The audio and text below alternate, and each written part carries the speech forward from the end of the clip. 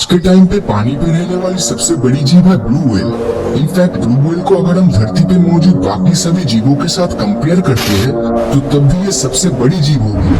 हमारी धरती 450 करोड़ साल पुरानी है और क्या इतने लंबे अरसों में सिर्फ ब्लू व्हेल ही सबसे बड़ी जीवित प्रजाति है? वैसे ब्लू व्हेल को मछली कहना गलत होगा क्योंकि ये एक मैमल्स प्रजाति की जीव है। मछलियों की प्रजाति के हिसाब से द ग्रेट व्हाइट शार्क आज के समय में सबसे बड़ी मछली है। इनकी लंबाई करीब 15 से 20 फीट तक होती है। लेकिन जैसे आज से लाखों साल पहले धरती पर डायनासोर एग्जिस्ट करता था, ठीक उसी तरह एक शार्क की प्रजाति भी अतीत में मौजूद थी और उसका नाम था मेगालोडॉन। मेगालोडॉन आज से लगभग 30 लाख साल पहले समुद्र में राज करते थे। इसकी लंबाई 60 फीट और इसका जबड़ा करीब 3 मीटर का होता था, जो कि एक इंसानी शरीर से काफी ज्यादा बड़ा था। मेगालोडॉन की इस जबड़े में लगभग 270 नुकीले दांत थे। इनके जबड़े में दांत 5 लाइन में होता था और इन दांत की लंबाई 3 से 7 इंच की होती थी। और आपको जानकर हैरानी होगी कि अगर किसी दुर्घटना में मेगालोडॉन का दांत टूट जाता है तो नया दांत निकलने में सिर्फ 1 से 2 दिन का समय लगता था। मेगालोडॉन अपने शिकार को मुंह से दबोचते समय शिकार पर जो प्रेशर क्रिएट करता था वो करीब 10 टन के बराबर था, जो एक कछुए के शेल को भी आसानी से तोड़ सकता है। इनका वजन करीब 100 टन के आसपास होता था।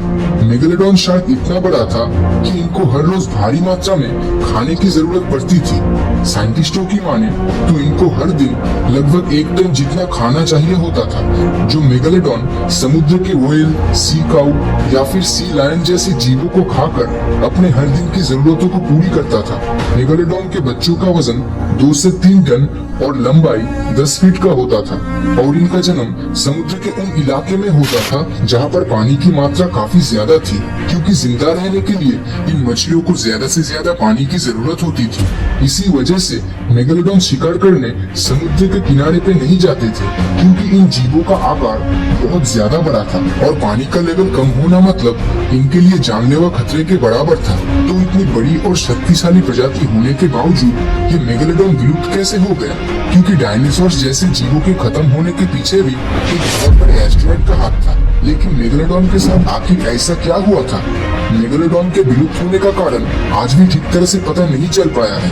इनके विलुप्त होने को लेकर बहुत सी थ्योरीज निकली है, लेकिन एक थ्योरी जिसको सबसे ज्यादा आइडियल माना जाता है वो मैं आपको बताने जा रहा हूँ। उस थ्योरी के मुताबिक समय के साथ साथ नए प्रजाति के समुद्री जीव एवोल्यूशन के चलते उत्पन्न होने लगे और समुद्र पर मछलियों की संख्या बहुत ही तेजी से बढ़ने लगी और इन छोटी मछलियों को बड़े शार्क्स खा रहे थे।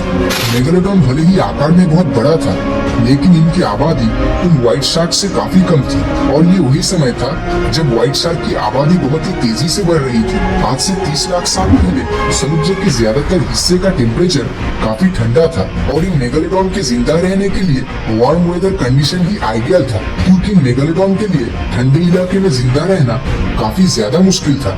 इसलिए जैसे जैसे ठंडी बढ़ती गई ये मेगालोडॉन समुद्र के गर्म इलाके में चली गई, लेकिन वो मछलियां तो उस ठंडे इलाके में ही रह गई और उस समय गर्म इलाके में बहुत ही कम छोटी मछलियां हुआ करती थी। मतलब मेगालोडॉन प्रजाति के लिए खाना कम पड़ रहा था और मेगालोडॉन को भूख लगने पर ये अपने ही प्रजाति के छोटे बच्चों को भी खा लेती थी।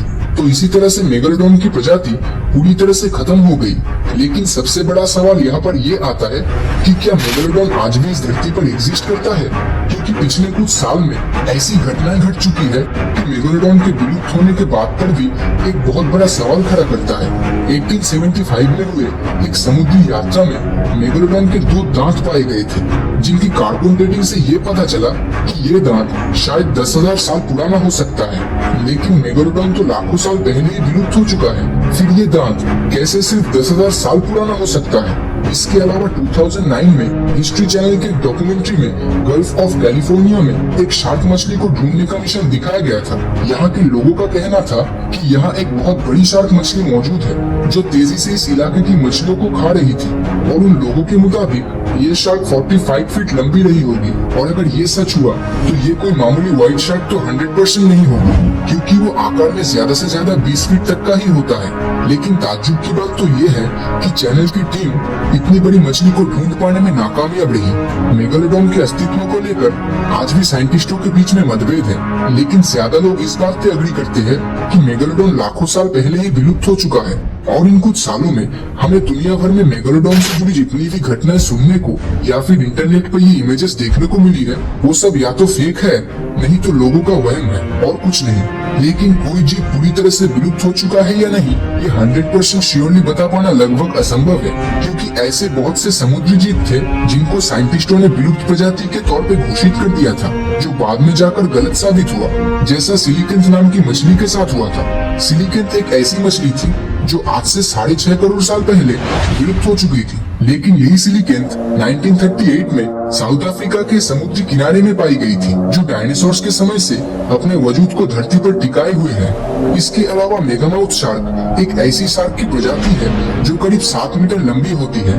लेकिन ताज्जुब की बात तो ये है कि 1976 से पहले शार्क की इस प्रजाति के बारे में साइंटिस्टों को पता ही नहीं था कि इस तरह की कोई शार्क भी धरती पर एग्जिस्ट करता है। आप में से कईयों ने मरियाना ट्रेंच के बारे में तो सुना ही होगा, जो दुनिया की सबसे गहरी जगह है। वैज्ञानिकों की माने तो वहाँ पर ऐसे विचित्र प्रजाति के जीव हो सकते हैं कि उसका अंदाजा भी शायद हम नहीं कर पाएंगे। 21st सेंचुरी के इस मॉडर्न टाइम पीरियड में भी हम आज तक समुद्र के सिर्फ 5% एरिया के बारे में ही ठीक से जान पाए हैं, और बाकी के 95% के बारे में हमें कोई भी आइडिया नहीं है कि वहाँ पर क्या हो सकता है, क्योंकि समुद्र इतना विशाल है कि वहाँ पर सिर्फ एक पर्टिकुलर प्रजाति के जीव को ढूंढ पाना बहुत ही मुश्किल है। तो क्या मेगालोडॉन भी समुद्र के उन 95% अननोन रीजन में आज भी मौजूद है, या फिर वो पूरी तरह से विलुप्त हो चुका है? तो इस मामले में आपकी क्या राय है?